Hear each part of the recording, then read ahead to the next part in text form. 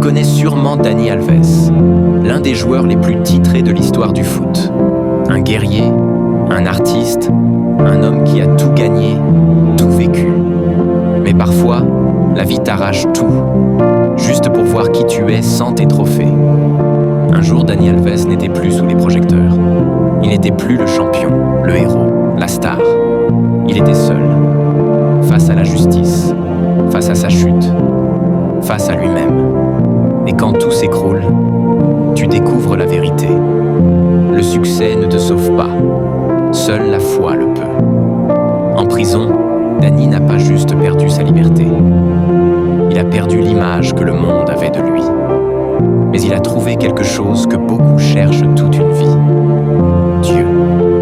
C'est là, dans le silence, qu'il a compris que la gloire ne vaut rien sans la paix du cœur, que les erreurs ne sont pas une fin, mais une invitation à renaître.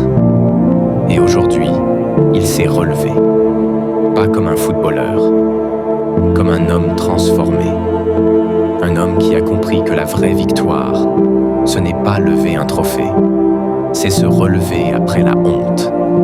Dani Alves a tout connu, la gloire, la chute, la critique, la solitude.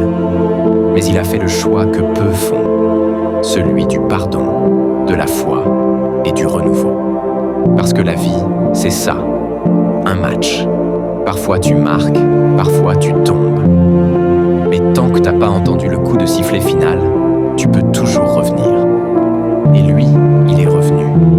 Pas pour le monde, pas pour l'argent, mais pour l'essentiel, pour Dieu. Alors souviens-toi de ça. Tu peux tout perdre, mais ne perds jamais ta foi. Tu peux tomber, mais ne reste jamais au sol. Parce que la chute ne te définit pas. C'est la manière dont tu te relèves qui raconte ton histoire. Aujourd'hui,